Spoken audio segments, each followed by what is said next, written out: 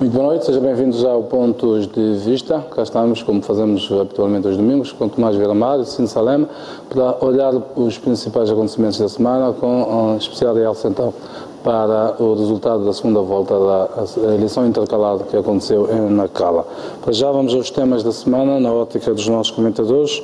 Hoje começo pelo Cine Salema, escolheu como assunto a TRAC e as obras na N4, aqui em Maputo. Muito boa noite. Na última semana, na semana que ontem terminou, a TRAC veio a Tereiro defender-se das críticas de que tem sido alvo nas últimas semanas, quanto, por exemplo, a sua responsabilidade, eventual responsabilidade, bom, que se frise no tocante aos acidentes que derivam, em parte, segundo alguns especialistas, da insegurança na própria via, o que nos últimos meses é agravado pelas obras que estão em curso por ali. Achamos nós que a TRAC deve ter presente que, enquanto concessionária, está a fazer a vez do Estado. Uma das responsabilidades, um dos papéis do Estado, uma das funções, não é preciso ser engenheiro para ver isso e chegar a uma conclusão. E o último ponto tem a ver com o prazo da obra. Já foi estendido 2 ou 3 vezes, acho isso preocupante. Agora a TRAC diz que só daqui a 1 ano é que as obras irão terminar. Acho que se deveria ponderar numa eventual situação em que há reforço de homens de intervenção naquela via, porque estender por mais um ano as obras coloca os utentes numa situação muito problemática. Então gostaria de apelar à TRAC para que refletisse seriamente nisso, da mesma forma que os utentes continuam a pagar pelo uso da via, da mesma forma que a TRAC deve continuar a condicionar que a sua segurança é observada. Aqui há uma contraprestação de um serviço, parece que escapa isso da TRAC. Mas, aliás, a argumentação de que as obras estão atrasadas por causa das chuvas não procede.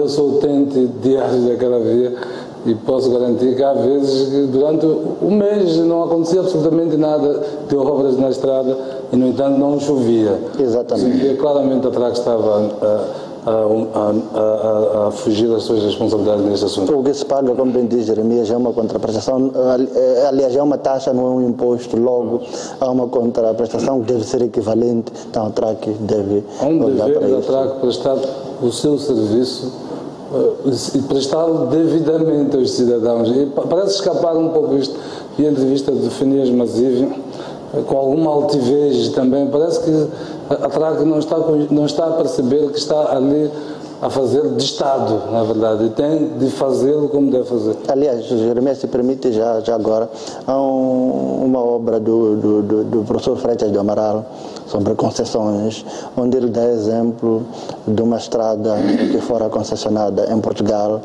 em que, por conta de certos animais que invadiam a estrada, isso causava acidentes, a concessionária foi responsabilizada por isso. Então a TRAC em nenhum momento pode dizer que não compete a se garantir a segurança, porque está apenas a gerir a via, tal eventualmente seria para a polícia. Não, isso não procede. O problema da TRAC é o nosso Estado, nós temos que voltar a dizer isso.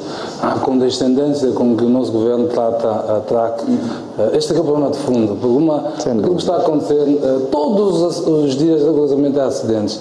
O que ele trouxe de Chumene, então, é uma barbaridade. Eu acho que eu já andei por vários países, nunca vi uma estrada daquela dimensão que passa por zonas residenciais em que as entradas são diretas para a estrada. Portanto, há muita coisa que tem de ser feita, há saídas que são feitas pelas autoestradas para permitir, portanto, que não se entre diretamente para a estrada.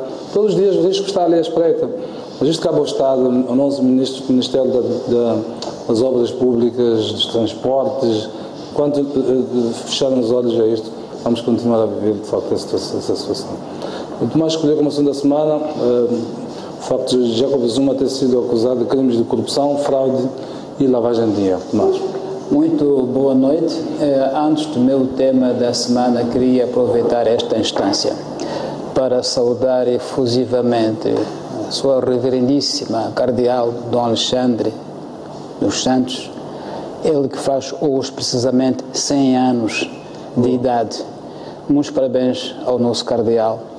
Dos 100 anos de idade que ele faz hoje, mais de metade dedicou-os a Moçambique e aos moçambicanos, inclusivamente sobre o processo de paz de que muito se falou. Ele foi um dos pioneiros que desbravou matas, procurando os primeiros contactos com a Renamo, lá para os anos 1980 e tal, e empenhou-se de forma decisiva nesse processo, mesmo depois do Acordo de Paz. 100 anos de uma vida dedicada a Moçambique e ao seu povo.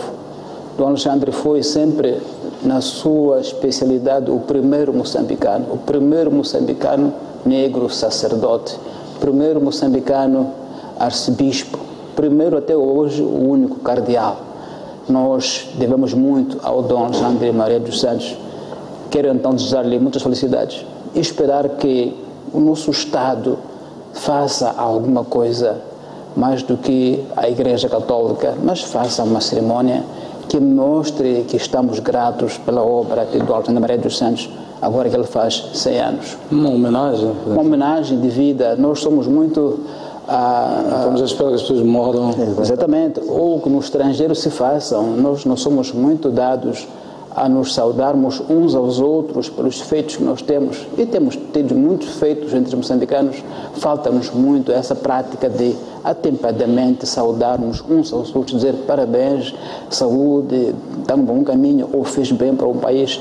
Penso que o Dom Alexandre merece uma homenagem devida por parte do nosso Estado, enquanto Estado. Agora, quanto ao tema da semana, esta sexta-feira, o Procurador-Chefe da África do Sul comunicou que o antigo presidente da África do Sul, Jacob Zuma, foi acusado da prática de um total de 18 crimes de corrupção, fraude e lavagem de dinheiro. Estes crimes remontam a um processo que esteve em curso no início dos anos 2007, 2009, associados a um negócio de 3 bilhões de randes de compra de material militar sofisticado para modernizar o exército sul-africano, incluindo submarinos, aviões de combate e outro equipamento, no qual Zuma, enquanto vice-presidente, se envolveu de forma corrupta com empresas alemãs e de outros países do mundo, com seu assessor, o célebre Sheikh, que foi processado já nesses anos. Zuma, em 2019, o processo dele sendo fechado, interrompido, porque havia críticas de que era um processo politicamente motivado. E na altura ele tinha muito comando no ANC e até na ala juvenil de Julius Malema, que o apoiou fortemente para ele ser presidente da República, seguindo ao Thabo Mbeki. O processo está agora reaberto e Zuma teve a primeira reação em janeiro ao processo, em que se defende, dizendo que é tudo uma armação, mas o procurador-chefe diz que não procedem os seus argumentos e ele vai a tribunal. Este é um desenvolvimento novo. Os comentadores sul-africanos na SABC, quando isto foi anunciado, diziam algo muito interessante. Diziam que deve ser o começo do fim de 10 anos de deserto na África do Sul, em que o ANC, o partido mais antigo da África, estava reduzido a mera caricatura de corrupção e divisionismo que manchou o país e o povo sul-africano, e que estava aberto o processo para que a África do Sul voltasse a ter dignidade como a teve no tempo de Mandela. No outro ponto do mesmo Atlântico, também há arguidos de grande peso. O senhor José Filomeno dos Santos, filho do presidente José Eduardo dos Santos, também foi arguido, em torno de desvio de 500 milhões de dólares que ele terá desviado com o apoio do banco, o governador do Banco de Angola, Dr. Walter, há algum tempo, supostamente para segurar um negócio. E o dinheiro foi colocado na Credit Suisse de Londres como seguro, como garantia para algum negócio. Ora, quando eu ouvi falar de 500 milhões de dólares, fui falar de garantias para um negócio, eu disse, aonde é que eu ouvi isso nos últimos tempos? De qualquer modo, o processo contra Zuma O processo contra José Filomeno dos Santos me faz pensar que parece que a região da África Austral está entrando numa nova fase. Numa fase, se calhar, do fim da impunidade para grandes figuras políticas. Pode ser que seja um grande otimismo, mas se Zuma for julgado, assim como Filomeno dos Santos for julgado e forem condenados, creio que será dado o mote de que é possível, nesta região da África Austral, acabarmos com a impunidade e levarmos ao tribunal pessoas poderosíssimas que durante muito tempo achavam que estavam imunes à lei e ao direito. Então queria dar destaque a estes factos de que o Zuma vai ao tribunal, assim como José Filomeno dos Santos em Angola. Faltamos nós, Tomás, com o processo das dívidas. Quando digo mote, estou a querer dizer que se calhar faltava-nos um exemplo de que é possível fazer esse tipo de processos, não haver pessoas intocáveis, impunes, imunes por alguma razão histórica que seja. Muito bem, vamos aos assuntos que escolhemos para esta noite. Vamos começar por olhar então. O assunto tem a ver com a estrada circular de Maputo. Esta semana, a Maputo Sul, que é a entidade gestora das obras de construção da estrada circular e ainda da ponte da Catembe, veio dizer que não tem dinheiro para concluir então a última secção que sai da Praça 25 de Junho até Maquinagui. Já há cerca de 2 meses tinha vindo dizer que não tinha dinheiro para erguer as portagens.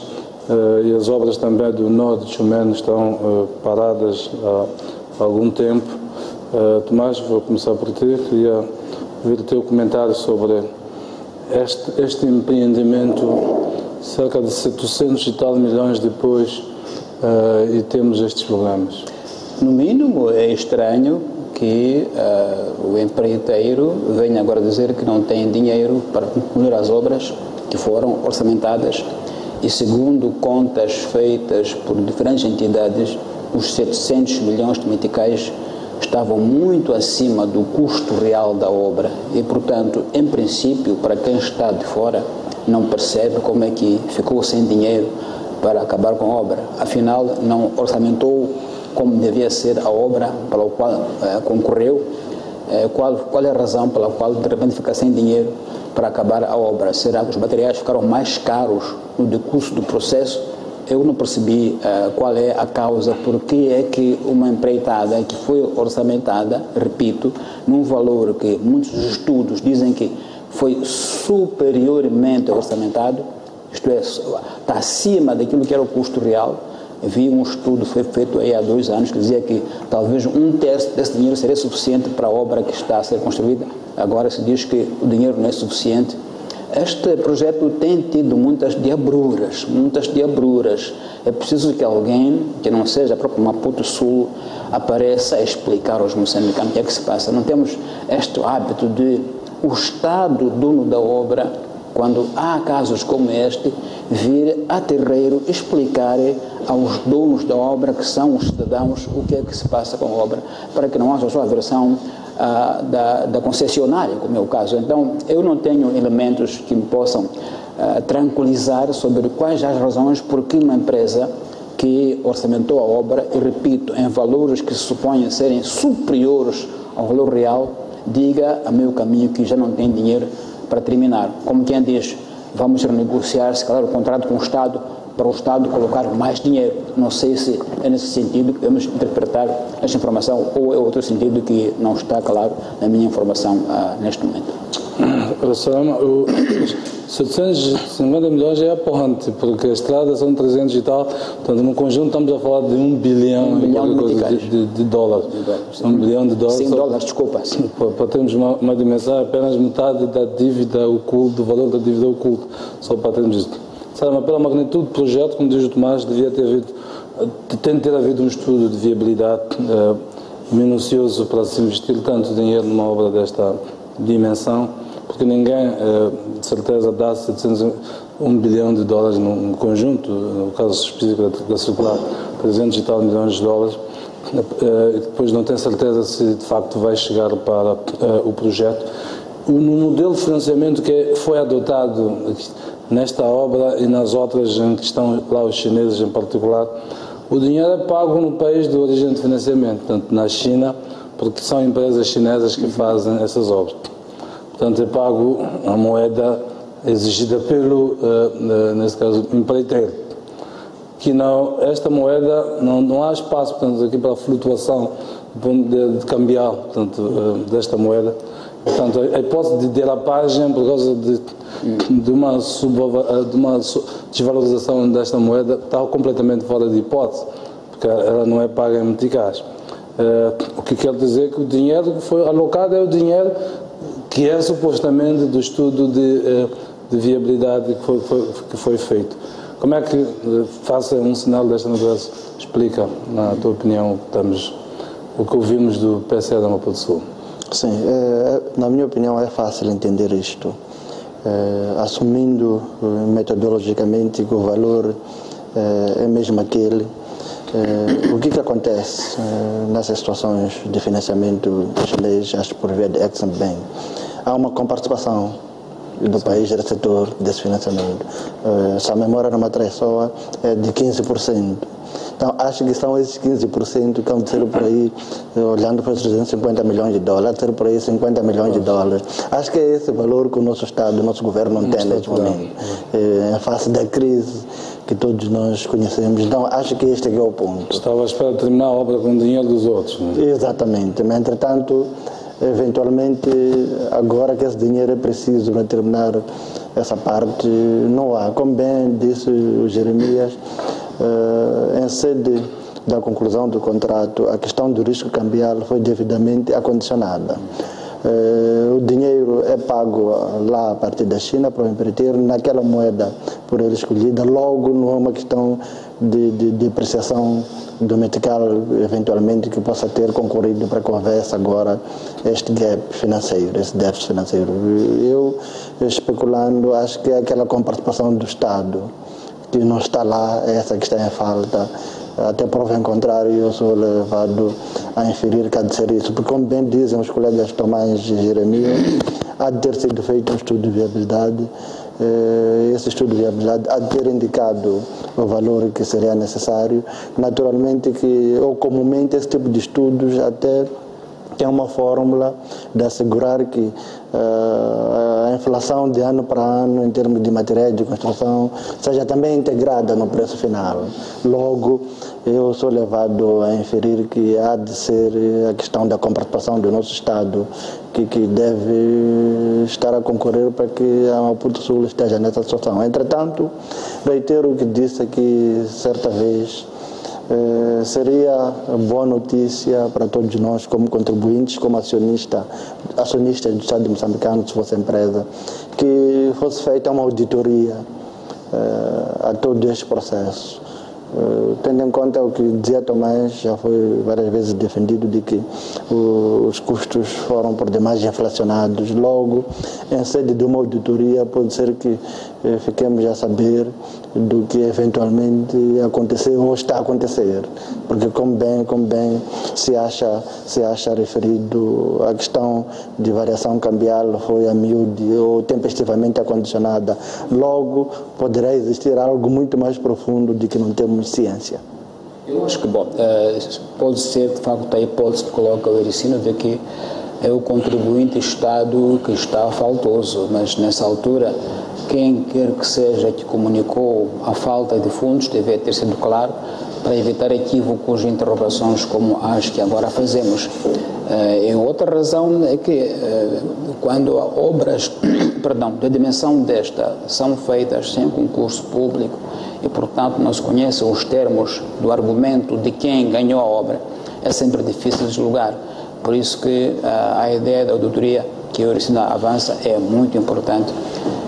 Apesar de que, as coisas serão feitas a posteriori, mas posso colocar que o Ericino é de considerar, pois o país está em crise, apesar de que diz-se que não, já estamos fora da crise, mas estamos em crise. Portanto, é uma hipótese provável a de que é a contribuição do Estado que deve estar a falhar e afeta, portanto, o orçamento da obra. Há uma coisa que salta a vez. Este modelo de financiamento é crédito concessional, taxa de juros, novamente, muito abaixo das praticadas no mercado normal, digamos, comercial do sistema financeiro. tem um período de graça de 2 a 5 anos. Quando termina o período de graça é preciso começar a pagar as amortizações. O Governo está, nesta altura, a falar da gestão da dívida pública, a necessidade de gestão de dívida pública. Mas vão começar a cair estas contas da circular, da ponte Catembe e de outras obras de grande envergadura em que o Governo entrou num sistema de crédito concessional. Ou seja, o serviço da dívida no nosso orçamento vai disparar. O pressuposto desta obra é que ela tivesse uma fonte, essas obras fossem em si também uma fonte geradora de receitas através das portagens. As obras estão a ser concluídas e a Maputo Sul diz que não tem dinheiro para fazer a fonte de receitas para pagar esta obra. Esta dívida vai ter que ser passada para o Estado, para os cidadãos no geral. Como é que interpretam este modelo de gestão? Para já, Jeremias, a questão das portagens na circular de Maputo que não estão instaladas, e a estrada já tem danos que precisa ser reparada, ainda não foi explicada por que as portagens não foram colocadas e quem é que falhou a sua colocação e de que modo foi essa pessoa colocada sob alguma penalização. Ou seja, estas questões não podem ser colocadas como lamentação de que infelizmente não estão colocadas as portagens ainda, mas não estão por quê? E quem é que falhou nessa colocação? Porque, como diz Jeremias, era suposto que as portagens fossem uma das fontes para pagar a dívida. Ora, a estrada circular de Maputo já tem danos que precisam ser reparadas e não está, portanto, a cobrar as taxas. Quem é que foi faltoso nesse processo todo? Então, há toda uma questão de debate. O próprio atual presidente da Maputo Sul, o engenheiro Silva Magaia, era muito crítico sobre esta obra enquanto não era presidente da Maputo Sul e parecia que a sua designação era para corrigir as coisas de que ele era crítico, mas pelos vistos e pelo que continuamos sem portagens, parece que ou não foi a tempo de corrigir ou não tem recursos para corrigir, mas ele era muito crítico e mostrava que conhecia do assunto e podia ter capacidade, engenharia e ciência para corrigir, mas esta estrada continua, como se vê, problemática. Então, há muitas questões que coloco as Jeremias que a mim não tem resposta neste momento, porque até agora ninguém nos disse quem é que o culpado de que não haja portagens, que se fez uma estrada tão cara como aquela e a fonte para o pagamento não está lá garantida. Quem é que falhou? E o que é que falhou?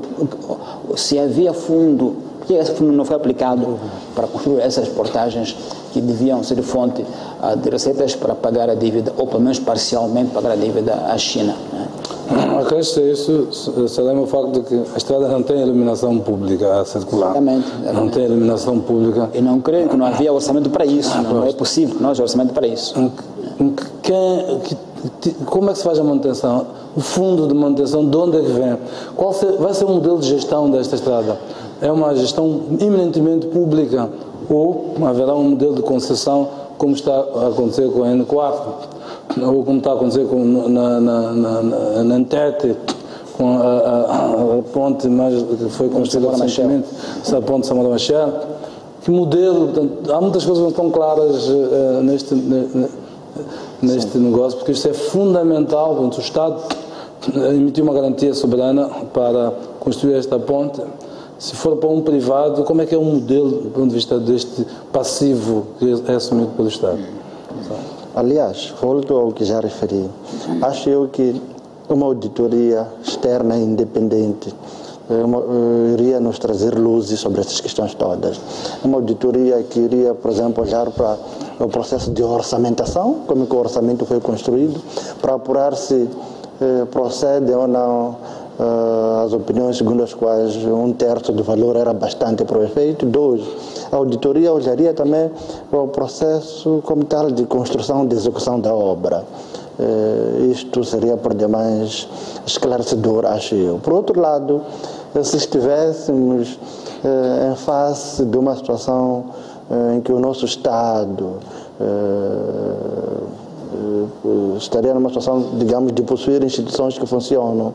A partir da altura que começaram a aparecer essas notícias de que parece que a superfaturação, com 1/3 éramos capazes de fazer a estrada, o Ministério Público, com base nisso, já deveria ter lançado a mão para investigar o que efetivamente se passa, e com isso, até de forma antecipada, iria-se saber eventuais responsabilizações quanto a isto. Não é por acaso que a lei de imprensa tem um regime de depósito obrigatório dos títulos publicados em Moçambique.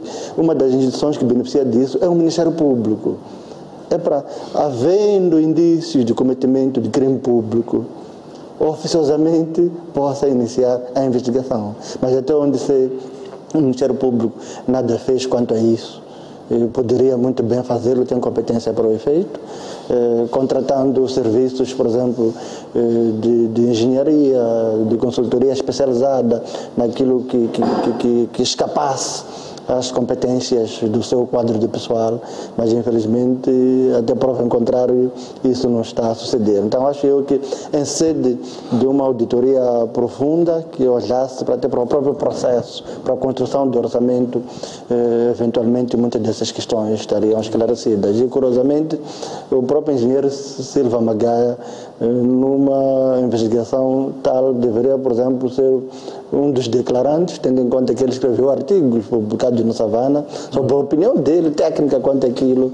Ele próprio poderia dar muitas pistas aos auditores para que tivessem a ciência do que eventualmente há de estar por detrás, chamemos assim, desta escandaleira toda. A Ordem dos Engenheiros, por exemplo, um interlocutor válido, conversava com um engenheiro que faz parte da Ordem e dizia-me que a forma como foram construídas aquelas rotundas é um atentado à engenharia. Ele dizia que as especificações técnicas de ângulos, enfim, que não foram observadas. Ou seja, há muita gente que tem conhecimento, está calada e que vê demasiadas irregularidades nesta obra, que não está a falar, no caso particular eu sei que a Ordem, a nível institucional, já até produziu algum conhecimento, algum material sobre esta obra e não anunciou ainda publicamente. Mas enfim, vamos avançar para o segundo tempo. Esta semana foi conhecida a sentença de recurso que foi no caso do melhoramento, que tem a ver então com a expropriação de terra no empreendimento em Maracuena, aqui na cidade, nos alrededores da cidade de Maputo, Salema. Devo ter comentado, este recurso portanto, contraria a sentença feita em primeira instância ao nível do Tribunal Distrital, que dava razão, portanto, aos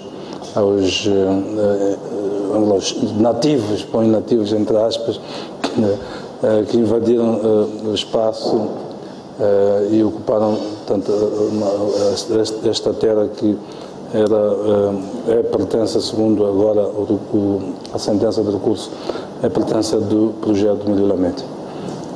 Sim, acho eu que talvez, estou a basear-me naquilo que li nos jornais e ouvi na rádio e vi na televisão, eventualmente em sede de um trabalho mais profundo por parte do tribunal, algumas perspectivas poderiam emergir. Por exemplo, sei de alguns nativos daquela zona, de que na verdade houve um acordo por aí em 78, 79 entre a Agência das Nações Unidas referida, a FAO, e os nativos dali, no sentido de que depois de um tempo de exploração daquela terra, por via de plantio de eucalipto, a terra seria devolvida aos nativos daquela zona. E que nisso tudo, aparentemente, o Estado, no lugar de obedecer a isso, parece que em 1998 ele próprio procedeu a venda do projeto. Esse projeto, na boa-fé, foi comprado pela Mujelamed. Entretanto, acho que o tribunal poderia ter feito outro tipo de investigação. Pelas notícias, pelo menos, nada consta sobre se a FAO foi intimada a se pronunciar sobre o que terá acontecido. Eu li a sentença só para contextualizar. O juiz, basicamente, não se refere a este processo. Ele diz, aconselha os nativos a contactarem quem de direito, basicamente a expressão que ele usa. Portanto, a apreciação que faz da causa é unicamente uma apreciação documental. Portanto, a partir dos dados que foram apresentados, diz que a Mujelamed apresentou, portanto, na sua petição, apresentou do ato, portanto, que o direito usa propriamente da terra, e os nativos não apresentaram, sabendo-se de antemão que portanto, a apresentação do ato não é a única forma de reconhecimento de um direito, no caso específico Exatamente. de terra que é Moçambique. Portanto, só para contextualizar relativamente a isto. Exatamente. O regime de terra em Moçambique admite a prova pericial. Entretanto, a prova pericial deve ser requerida pelas partes, não foi o caso. Entretanto, o tribunal tinha outra via, em minha opinião, que é a via de inspeção ao local do acontecimento dos factos. Esta via, naturalmente, poderia ser empreendida de forma oficiosa. Em sede disso, acho eu que o tribunal poderia ter apurado alguns elementos que, eventualmente, até aqui têm lhe escapado. Este é um ponto. Por outro lado, aliás, em sede dessa inspeção oficiosa, o tribunal cuidaria de apurar se eventualmente existem por ali ocupantes de boa-fé. É claro que há um grupo que está a agir de má-fé, acho que isso está claro, mas entretanto pode ser que antes terem emergido notícias sobre o facto de aquele terreno estar já ocupado, pode ser que existam aqueles que adquiriram terra na boa-fé, e sendo esse o caso, acho que o tribunal deveria ter sido um pouco progressista na aplicação, por exemplo, do regime da accessão imobiliária nos termos de 1340 do Código Civil, em que aqueles, pelo menos, que ocuparam de boa fé, se comprovasse isso ou se se comprovar isso, esses teriam um tratamento diferente, no lugar, por exemplo, de o tribunal decidir que aquilo que terão edificado por lá seja destruído, poderia, a partir do regime da própria accessão imobiliária, garantir que indemnizassem a Mujelamed por aquilo que eventualmente tinha por lá e que foi eventualmente danificado, sendo certo que a terra não se vende, é propriedade do Estado, mas pode ser que os eucaliptos que eventualmente estavam por ali tenham algum valor econômico. Era possível chegar-se a um valor concreto. Por outro lado, aqueles que agiram de má fé, o tribunal até poderia mandar sair as certidões e as enviar ao Ministério Público para eventual responsabilização criminal. Entretanto, esta solução um pouco mecânica ou mecanicista de colocar todos no mesmo, entre aspas, pote e administrar-se-lhes a mesma situação de que tem que ser tudo destruído, não sei se é uma decisão justa, pode ter até algum fundamento legal, mas em termos de justiça pode ser que exista algo que tenha escapado. É claro que há outra dimensão que não é da competência do Tribunal Judicial da província de Maputo conhecer. Como disse o Jeremias, que leu a sentença, a própria sentença faz questão de referir-se a isso.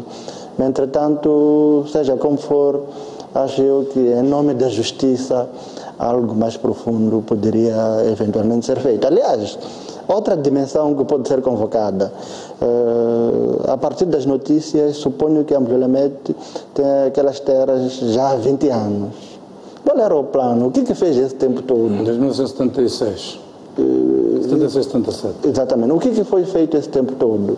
Em algum momento o próprio tribunal refere-se ao prazo de 20 anos das notícias que li, que já se acha vencido. Mas, entretanto, depois não há um desenvolvimento profundo daquilo que eventualmente seria uma decisão equilibrada para acautelar os interesses daqueles que terão agido de boa fé, aqueles que agiram de má fé, naturalmente que devem ser responsabilizados. Na sentença, o Tribunal diz que havia uma providência cautelar que foi ignorada pelos ocupantes. Estou a citar textualmente aquilo que vem na sentença, e que apesar desta providência cautelar que mandava embargar quaisquer atos perante a propriedade, nomeadamente continuação da demarcação das obras e tudo, o que é certo é que essas obras continuaram. Bem, eu li isso num dos jornais. Acho que o tribunal deverá ser mais profundo. Será que todos estão ali desobedeceram da mesma forma esse embargo? Será que não há aqueles que não existem, aqueles que estavam já a edificar, a partir da altura que tomaram notícia da existência desse embargo e eventualmente pararam com as obras? Agora, aplicar-se a mesma medida a todos, como se todos tivessem desobedecido essa ordem do tribunal, acho que é muito perigoso para ser considerado como sério. Ou seja, uma investigação, uma visita ao local, uma inspeção por parte do tribunal, iria preferir fazer um arrolamento exaustivo. Quem está lá, quando é que ocupou, como é que adquiriu, quais são aqueles que são os promotores disso. Esses naturalmente estariam a agir de má fé.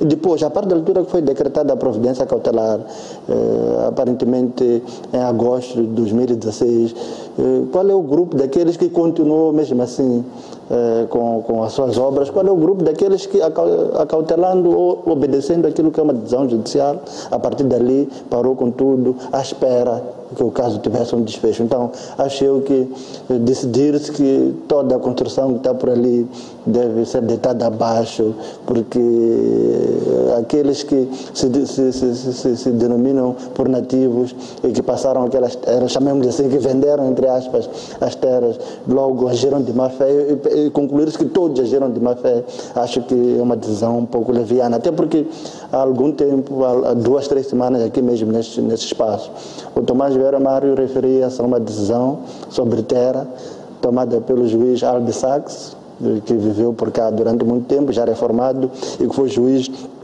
do Tribunal Constitucional da África do Sul, em que numa situação dessas ele teve que negociar com as partes, fazer propostas em concreto, até um pouco à margem daquilo que era o processualismo que deveria seguir, mas tendo em conta um valor supremo, que é a justiça.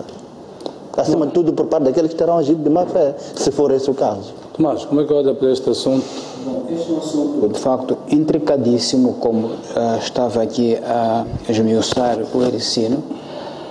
Segundo se entende, todo o debate parte de uma pergunta sobre qual das partes é legítima e se há ou não há nativos, comunidade local em Michelfutem, e se houver, porque não me parece crível que possa haver uma terra como aquela que nunca tenha tido nativos, se os houver e se formos a abrir a lei de terras, o direito costumeiro, isto é, os ocupantes naturais das terras, têm o doate natural, e esse doate natural prevalece sobre qualquer doate formal de papel. Os tribunais moçambicanos, de modo geral, tendem a ignorar este facto, tendem a achar que prevalece quem tem papel. Não, a lei não diz isso. Prevalece quem tem ocupação original, costumeira. Não tem o doado papel, mas tem ocupação natural da terra. Prevalece este, não quem tem papel.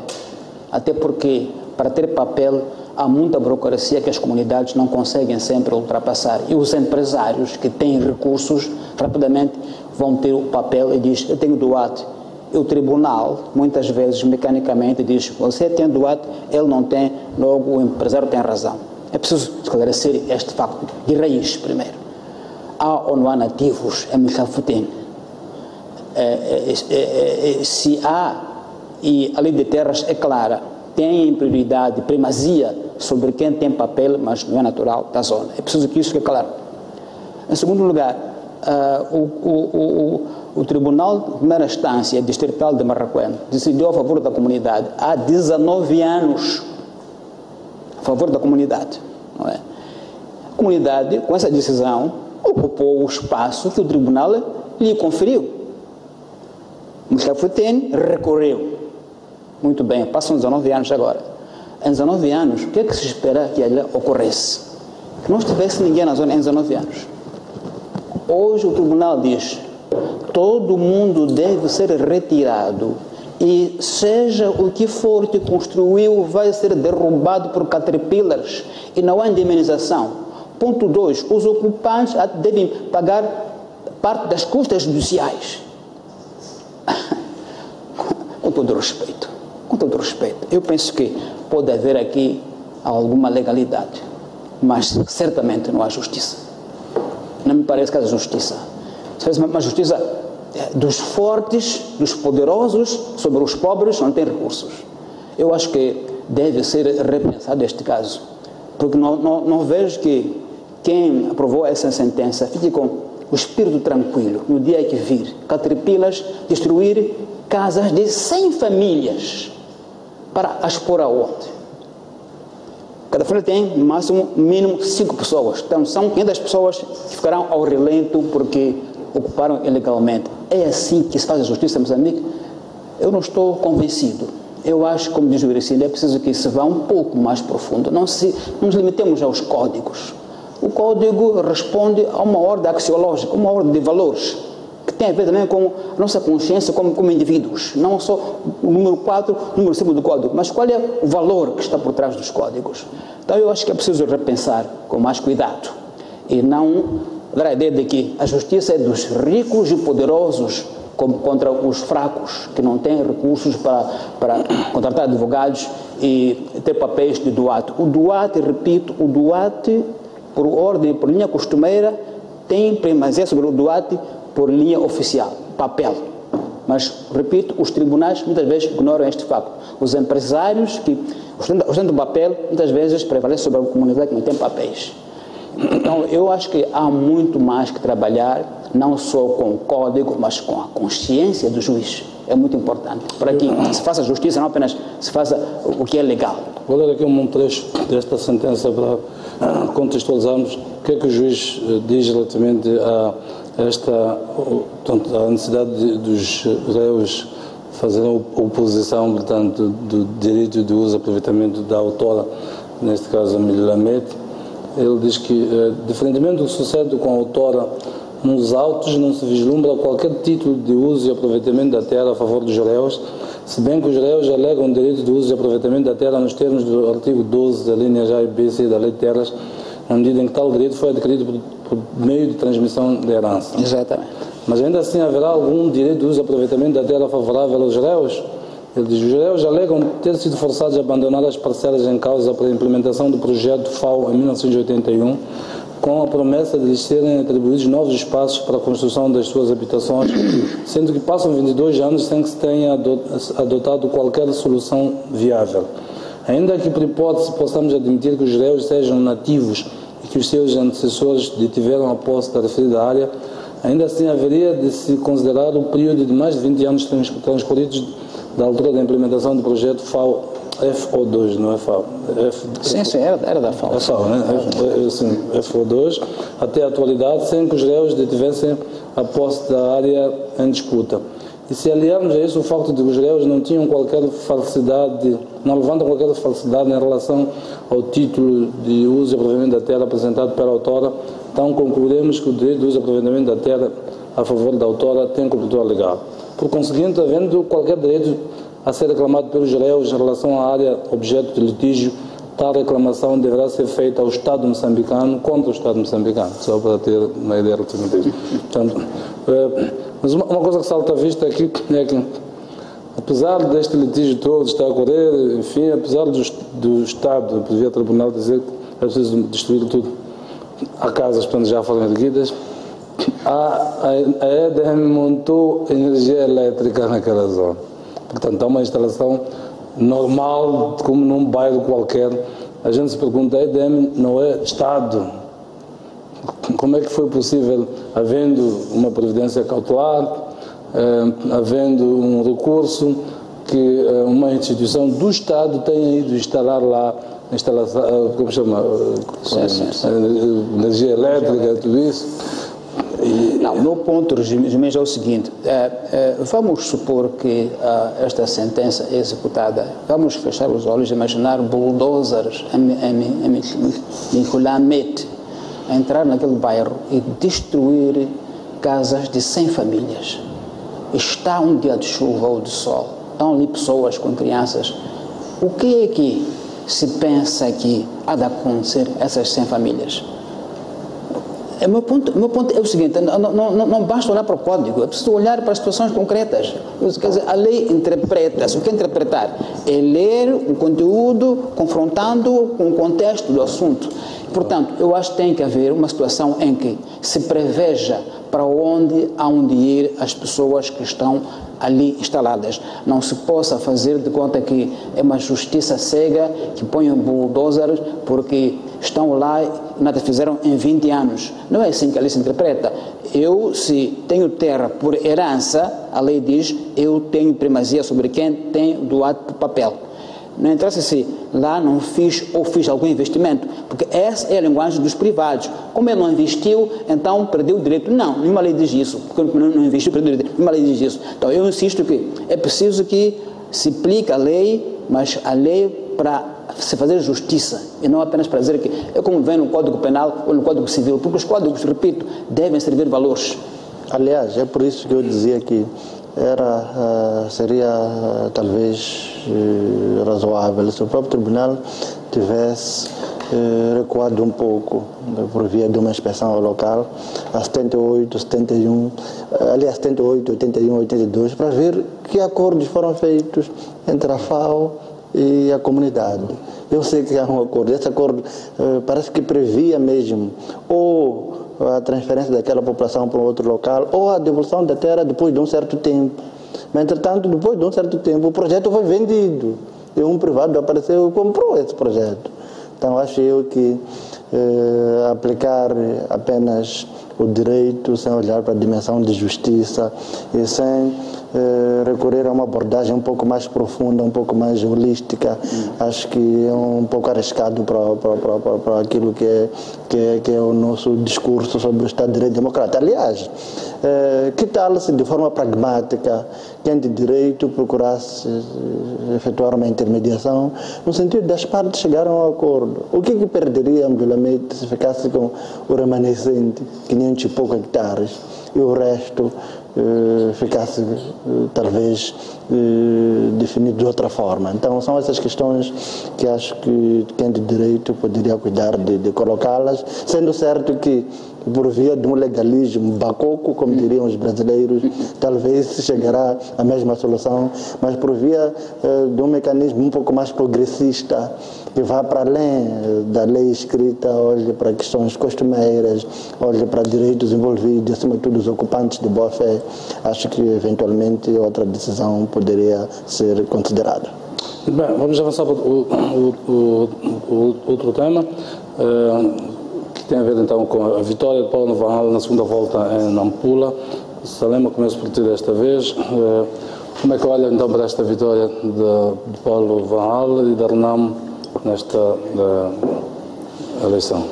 Sim, o primeiro ponto que eu acho que pode aqui ser convocado em termos de análise é de que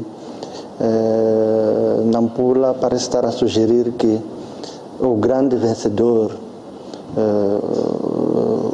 ou seja, o grande beneficiado pelas abstenções que têm sido registradas pelo país é o Partido Frelimo. O que estou a dizer com isto? Estou a dizer que o facto de o nível de participação ter subido de 25% para 32%, acho que prejudicou a Frelimo por uma razão. É o seguinte, na primeira volta a participação foi de 25%. Um em cada 4 eleitores foram exercer o seu direito. Isso perfazia um total de 74 mil votantes, tendo em conta o horizonte e a população toda de eleitores, que era de 297 mil. A Frelimo fez um cálculo, estou a supor, no sentido de que, tendo mais 6.500, 7.000 votos, logo ganharia na segunda volta, se mantivesse o nível de participação de 25%. E a Frelimo conseguiu mais 7.000 votos. Era para calcular o efeito MDM. Exatamente. Se tivesse mantido o nível de 25%, tendo partido de 32 mil votos na primeira volta para 39 mil agora, a Frelimo teria ganho. Mas o facto de a participação ter subido em 7 pontos percentuais, de 25% para 32%. E aparentemente essa subida foi quase toda ela, exceptuando 7 mil, para o senhor Paulo Vanhal. Isso prejudicou o partido Frelimo. O eleitorado mobilizou-se para votar massivamente no candidato Arnaldo. Exatamente. É claro que em termos relativos a Frelimo baixou de 44% na primeira volta para 42%, o candidato a Frelimo cerca de 42% agora, mas em termos absolutos, em termos de número de votos, o candidato a Frelimo teve 7 mil votos acima daqueles que teve na primeira volta. Se mantivesse os 25% de participação, ganhava a eleição, porque teria mais do que metade. Agora, o ponto é, qual é a fonte desta corrida, desta ligeira subida do nível de participação?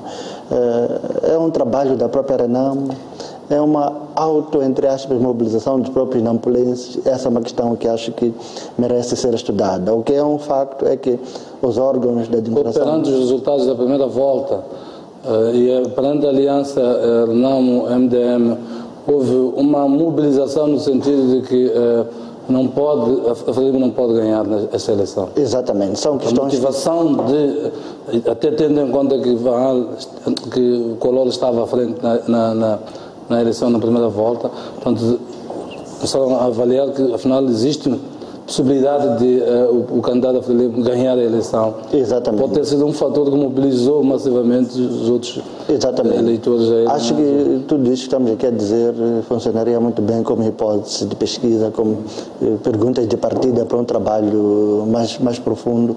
O que é certo é que há uma leitura que pode ser feita, e até com alguma fundamentação. Eu andava por Nampula por aqueles dias. Naquela noite, no dia seguinte, pelas ruas de Nampula, muitos apoiantes do Sr. Paulo Vanhal e da Renamo estavam a celebrar a vitória. E a principal mensagem não era, por exemplo, Vanhal, oi, viva, não. Era Frelimo fora, Frelimo fora. Logo, parece proceder a leitura segundo a qual não foi necessariamente, pode não ter sido necessariamente um voto para a Renamo, mas um voto contra a Frelimo. Um castigo para a Frelimo. Então, acho eu que, tendo em conta aquilo que muitos nampulenses têm dito, quantas dívidas ocultas, de que acham que há uma responsabilização, não estão a ver algo a ser feito, o nível de vida está cada vez mais caro. A própria Frelimo deverá refletir seriamente sobre si.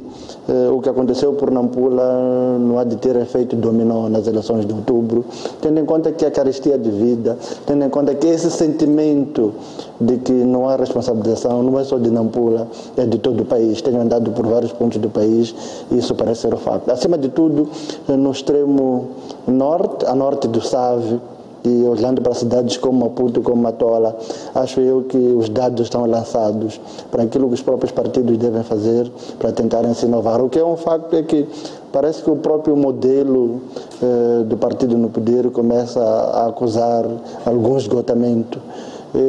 Se a Renamo ou qualquer outro partido da oposição conseguir mobilizar um discurso alternativo, pode ser que a geografia política seja profundamente alterada a partir de outubro deste ano. A Frelimo não pode continuar a querer hoje fazer a campanha nos mesmos moldes que fazia em 1994. Nesta segunda volta... Exatamente. Nesta segunda volta houve algumas mudanças, já eu referia no último domingo. Por exemplo, alguns membros já acamparam em certos bairros, montaram até tendas 24 a fazerem campanha porta a porta. Então acho que é tempo dos próprios partidos se reinventarem. Tomás, como é que olha para esta vitória do candidato Renamo? Bom, sobretudo eu penso que funcionou o sistema democrático. porque quando se vai às eleições, vai-se com duas hipóteses. Uma é ganhar, outra é perder. Ganhou a Renamo e os que perderam reconheceram a vitória do adversário imediatamente. Aí saúdo a atitude madura do chefe da Comissão Central da Frelimo, o Dr. Tomás Salomão, que rapidamente foi ao público a reconhecer a vitória do adversário e desejar-lhe sorte. Eu penso que o sistema democrático é isso mesmo, é ir ao combate esperando de duas uma, ou vitória ou derrota, e sendo derrotado, aceitar, e ganhando, preparar-se para cumprir com as promessas que fez, através das quais foi eleito. Penso que talvez mais do que discutirmos as estratégias dos partidos políticos, porque muitas vezes quando nós nos concentramos demasiado sobre o que é que fez o partido B, o partido C, estamos a secundarizar a consciência do eleitor, do género, depende daquilo que fizer o partido, este eleitor vai ser assim, vai ser assim. Eu acho que não, acho que os eleitores são conscientes, são maduros e não estão mais, digamos, não ficam vislumbrados com campanhas. Eu penso que é bom termos essa consciência. As campanhas são muito boas para trazer a sua mensagem, mas não pensa que as pessoas ficam vislumbradas pela campanha, que possam, pela campanha, mudar de opção. Eu penso que a maioria dos eleitores já tem opção antes da votação, antes da campanha. A maioria tem opção feita. A campanha é mais para reforçar, mostrar a cara do candidato, mas é preciso saber que os eleitores geralmente já têm a opinião feita. E, portanto, a campanha vai ter uma influência mínima sobre a opção final do eleitor. De qualquer modo, acho que foi muito importante que os nampolenses, na segunda volta, despertaram e foram votar em massa. É claro que o fator segunda volta, como explicava o Ericino, teve um impacto em termos de que cada uma das alas pensou assim: estava quase para ganhar, com um pouco mais de esforço vou ganhar. Do ponto de vista da oposição era assim: com um pouco mais de esforço podemos chegar lá. E o candidato do partido no poder tem uma mensagem que, podendo ser nova, o partido do poder, ele mesmo já não é novo e, portanto, tem muito mais obrigação de inovação de discurso, porque ele, como partido, já não é novo, é conhecido e tem todo o desgaste do poder que tem ao longo de 40 anos. O outro partido, Renamo, em Nampula, nunca lá governou e, portanto, cria sempre aquela expectativa: vamos lá ver o que é que traz este nunca governou. E essa segunda volta, então, os que teriam querido a oposição ganhar, serão assim: se calhar com um pouco mais de esforço podemos lá chegar. Mobilizaram-se e, como diz o Ericino, se subiu a percentagem, subiu mais para o lado da oposição do que para o lado do Partido Frelimo. Mas eu acho que o mais importante, que me parecia importante, é que a população já tem consciência daquilo que quer fazer e, portanto, o que é muito importante para os partidos políticos é perceber o que é que a população de facto pensa, o que é que a população de facto quer, e não acharmos que é com a campanha que nós vamos atrair a população. Não, é preciso fazer o contrário. Quer dizer, adaptar a campanha ao conhecimento que você tem do eleitorado. Se não conhece o eleitorado, não conhece as suas aspirações, por mais que faça campanhas luxuosas, vibrantes, pode não mudar muito das opções dos eleitores. Então, queria só ter essa mensagem. Desculpa, alguns aspectos. Não, finalmente, queria também dizer parabéns aos órgãos eleitorais. Desta vez, tudo correu a contento. As mesas abriram a tempo, quase 100% abriu a tempo, não houve confusão como na primeira volta. Parabéns então ao STAI, ao CNE, ouviram as críticas e foram muito mais rigorosos dessa vez, e temos que os solicitar. Da outra vez os criticamos e bem. Agora queremos também elogiar porque ouviram as críticas e fizeram um trabalho muito melhor dessa vez. Não houve queixas que derivassem da sua atuação enquanto órgãos eleitorais. Eu queria só o papel dos pequenos partidos. O MDM, vamos lá, aquela cota dos 10% que o MDM teve na primeira volta, assumindo que, para as contas que o Salema aqui nos apresentava, foi para a Renamo. Claramente estas eleições começam a divisar aquilo que pode vir a ser o papel do MDM até no contexto desta configuração que está a ser discutida agora neste diálogo entre o Governo e a RENAM, no sentido de que o MDM vai ser o partido, então, que se for à esquerda ou à direita vai estabelecer os equilíbrios e vai ter um papel-chave que, se eventualmente o MDM compreender, vai ser ainda mais importante. Portanto, num contexto de uma disputa em que haja Frelimo e RENAM, dificilmente o MDM terá hipóteses de ganhar, por exemplo, os municípios como o fez nos últimos anos, mas tem um papel novo, que resta saber se consegue compreender esse papel tão importante quanto ganhar, na verdade, uma eleição, no sentido de que estabelece ponto, faz acordos e pode, por essa via, ter papéis relevantes em vários municípios. Queria ouvir esse comentário do Salema. E depois, relativamente à Frelimo, que a Frelimo está com vida difícil nos principais centros urbanos. E esta eleição em Nampula volta a confirmar este cenário. Quando um partido político que está a governar, que governa há mais de 40 anos, perde relevância nos principais centros urbanos, que mensagem é que se quer transmitir? Isto transmite. E depois, sobretudo o facto de que a Frelimo tinha nesta eleição um bom candidato. Eu, desde a primeira hora, via em Cololo uma pessoa que me transmitia confiança e tudo. Ou seja, não basta a Frelimo ter um bom candidato em muitas das situações. O que é que isto quer dizer, na sua opinião? Sim, primeiro associo-me ao Tomás. Os órgãos eleitorais estão de parabéns, os criticamos quando não agiram corretamente. Agora, as situações que ainda persistem são mais estruturais. A questão dos cadernos devem os convidar a uma reflexão profunda. Quanto ao que refere Jeremias, eu estou de acordo.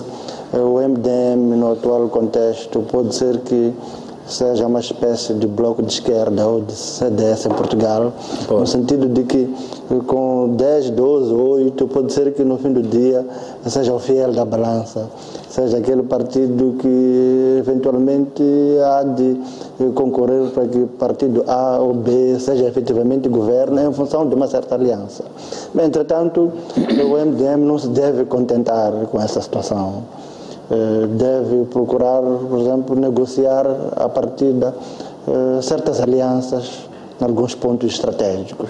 Aliás, Venâncio Mondlane, num dos quadros do MDM, tem estado a sugerir isso, que o futuro do MDM há de passar por isso, acima de tudo alianças com a RENAM, olhando para cidades como Maputo. Acho que isso é crucial. Agora, o segundo ponto que o Jeremias coloca, a situação é esta: a meu ver, pelo menos a norte do Rio Save, a Frelimo está a caminhar muito rapidamente para uma situação de partido rural. A Frelimo aos poucos está a ser ruralizada. Há o potencial de cidades como Chimoio, como Tete, também passarem para a oposição, para além já da Beira, de Quelimane, agora de Nampula. Então, acho que a Frelimo, pelo menos no centro e norte, tem tudo para se tornar um partido por excelência rural. E isso há de coroar a sua própria legitimidade enquanto governo central. E no sul também, grandes centros urbanos como Maputo e Matola, tendo em conta as últimas eleições e os resultados, a oposição, se coligada, se devidamente estruturada, tem tudo para fazer face ao candidato do partido no poder. E aquilo que dizia o Tomás, acho por demais relevante, os partidos têm que ter bem presente, como dizia o professor Negrão, falando, por exemplo, das questões das cheias, que o povo pensa, o povo sabe o que quer.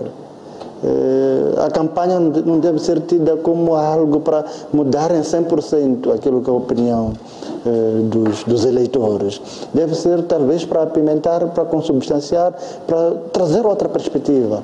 O povo não muda só porque há um torneio de futebol com motorizadas a serem oferecidas. Então acho que os partidos devem, eles próprios, se inventar, ir ao encontro daquilo que é o dicionário político dos eleitores e não procurar uma mensagem como se os próprios eleitores fossem humanos, como se eles não tivessem pensamento próprio, como se eles não fossem observadores daquilo que é a governação do país nesses anos todos. Até porque tudo isto, no fim do dia, deve informar as próprias mensagens, os próprios manifestos do partido e não o contrário. Os partidos não devem impor, devem tomar aquilo que a população quer e pensa como fonte.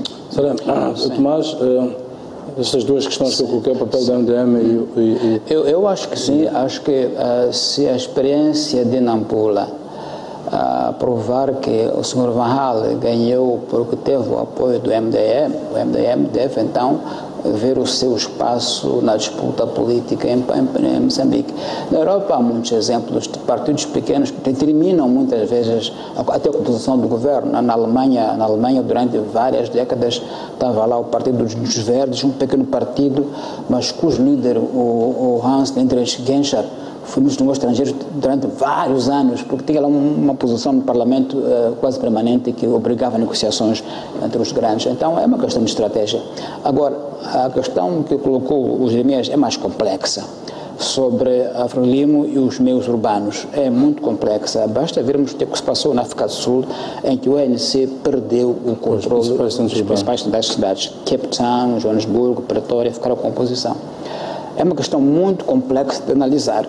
Mas, de uma forma muito breve, minha opinião pessoal, acho que os partidos das independências que vieram ao poder, mas com partidos de massa, e, portanto, com uma base popular rural muito forte, ao longo dos anos foram se elitizando, foram-se ficando partidos de elites, mas elites que nem por isso tiveram um consenso, um convívio com as elites urbanas. Eu me explico, ainda há muito anti-intelectualismo nesses partidos e, portanto, se confrontam muitas vezes com os meios urbanos pensantes, aos quais olham com suspeita, porque são subversivos, porque são da desgraça. Há sempre um pequeno atrito entre os partidos e os meios urbanos nos países africanos. E o Partido da Independência, que veio como partido de massas, ficou uma elite mais na área econômica, mas não atravessou a linha do pensamento, a linha ideológica, não desenvolveu o debate ideológico e perdeu, de algum modo, o controle do pensamento nas cidades. E o risco é muito grande de o partido não manter as cidades, mas também não ser sempre tão rural como diz o Ericino. Eu vejo a Renamo como tendência muito mais rural do que era a Frelimo. E o elemento que eu acho que é importante, pode ser apenas simbólico, mas é um elemento que eu sempre digo, que traz a mensagem do presidente Nyusi, o elemento humildade. É preciso que se pense muito nisso, humildade. Qual é o alcance de humildade? Qual é o oposto de humildade? Como é que as pessoas leem uma pessoa humilde, do oposto de humildade? Isso é muito importante em termos de imagem de um partido nos tempos que correm. Hoje há mais de que o partido é um partido de elite que exibe meios, exibe poder, e isso choca um pouco, até mesmo com os meios urbanos mais pensantes, mais intelectualizados. Então, acho uma questão mesmo que colocou os Jeremias muito profunda, precisa de ser bem debatida, ver qual é o lugar hoje dos partidos das independências com os meios urbanos. O caso da África do Sul nos alerta para esta clivagem entre o meio urbano e o Partido da Independência. Aliás, quanto à África do Sul, só dizer que aquilo que Jeremias referia procede. O ANC, para sair do poder, um pequeno partido que é IFF teve que se aliar à Democratic Alliance. Uma última questão, estamos mesmo sob pressão de tempo.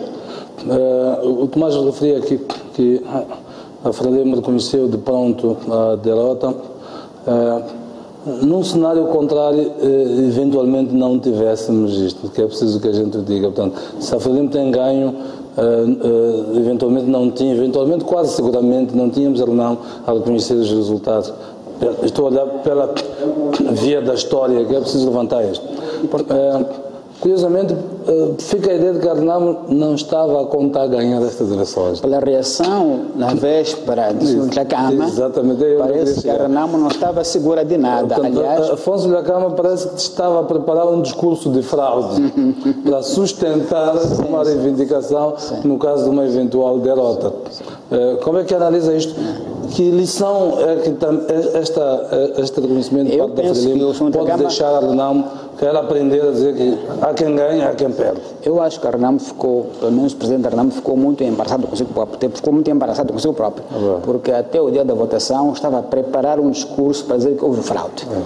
E os caminhões que ele falava, depois não foi capaz de mencionar para onde é que foram. Pois, mas depois, quando ganhou, não veio dizer assim, eu estava enganado, afinal eu estava pronto para ganhar. Então eu acho que isso digamos, coloca um pouco a Renamo numa situação de embaraço, de que afinal o seu discurso de fraude é um discurso pré-fabricado.